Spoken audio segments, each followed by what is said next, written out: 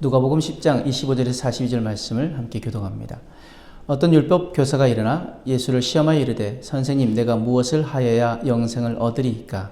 예수께서 이르시되 율법에 무엇이라 기록되었으며 네가 어떻게 읽느냐? 대답하여 이르되 네 마음을 다하며 목숨을 다하며 힘을 다하며 뜻을 다하여 주 너의 하나님을 사랑하고 또한 네 이웃을 네 자신과 같이 사랑하라 하였나이다. 예수께서 이르시되 네 대답이 옳도다.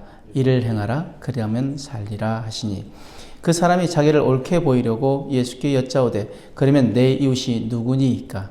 예수께서 대답하여 이르시되 어떤 사람이 예루살렘에서 여리고로 내려가다가 강도를 만나매 강도들이 그 옷을 벗기고 때려 거의 죽은 것을 버리고 갔더라.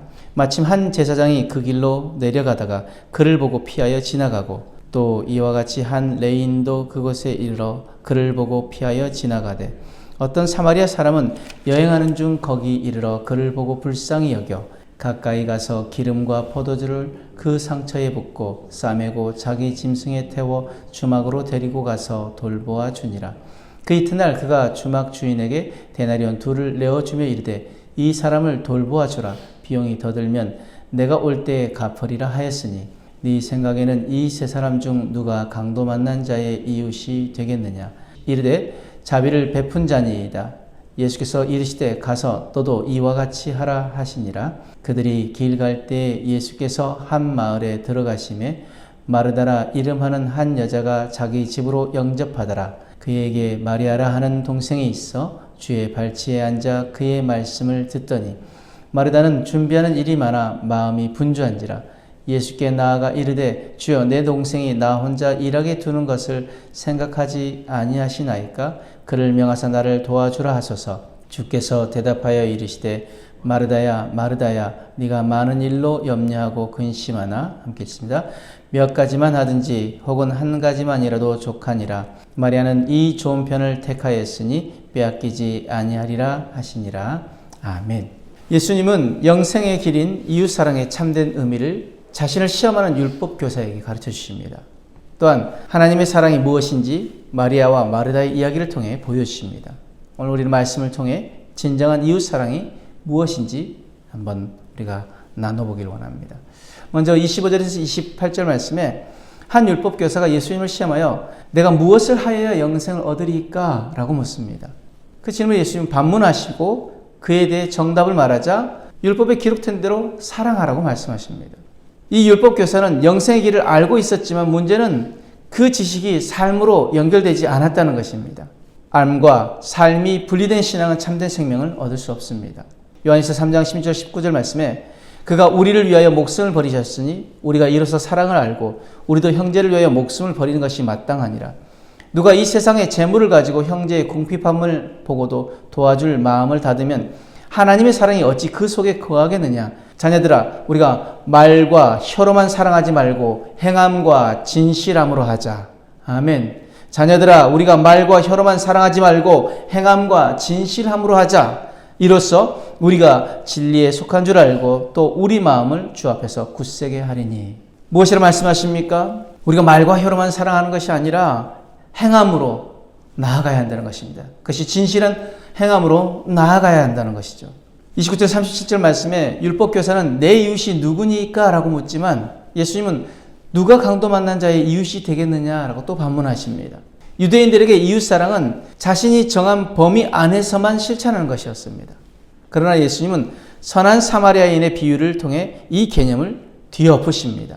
사마리아인은 쓰러진 그 사람이 자기가 같은 사마리아인인지 유대인인지 따지지 않았습니다. 무조건 도왔습니다. 진정한 이웃사랑은 누가 내 사랑을 받을 만한가를 따지는 것이 아니라 내가 먼저 이웃이 되어야 한다는 것입니다. 요한일서 2장 3절에서 6절 말씀에 우리가 그의 계명을 지키면 이로써 우리가 그를 아는 줄 알 것이요 그를 아노라 하고 그의 계명을 지키지 아니하는 것은 거짓말하는 자요 진리가 그 속에 있지 아니하되 누구든지 그의 말씀을 지키는 자는 하나님의 사랑이 참으로 그 속에서 온전하게 되었나니 이로써 우리가 그 안에 있는 줄 아노라. 그의 안에 산다고 하는 자는 그가 행하신 대로 자기도 행할지니라. 아멘. 우리가 그 계명을 지키지 아니하는 자는 거짓말하는 자고 진리가 그 속에 있지 않다라고 말씀하십니다. 그 계명은 무엇입니까? 오늘 이 율법교사가 대답했던 것처럼 마음을 다하고 뜻을 다하고 목숨을 다하여 하나님을 사랑하는 것, 그리고 내 이웃을 내 몸같이 사랑하는 것, 그것이 우리가 온전히 지켜 행해야 한다는 것이죠. 그것을 행하지 않는 자는 진리가 우리 속에 있지 않다라고 말씀하십니다. 분명히 말씀하시는 그 계명을 지키면 이로써 우리가 그를 아는 줄로 알 것이요, 그를 아노라고 그 계명을 지키지 않는 자는 거짓말하는 자고 진리가 그 속에 있지 않다는 것을 여러분 다시 한번 기억하시길 바랍니다. 38절에 42절 말씀에 예수님께서 마르다와 마리아의 집에 방문하셨을 때 마리아는 예수님의 발치에 앉아 그 예수님의 말씀을 듣습니다. 당시 여성들은 손님을 대접하는 역할을 했기에 이 마리아의 행동은 파격적인 행동이었습니다.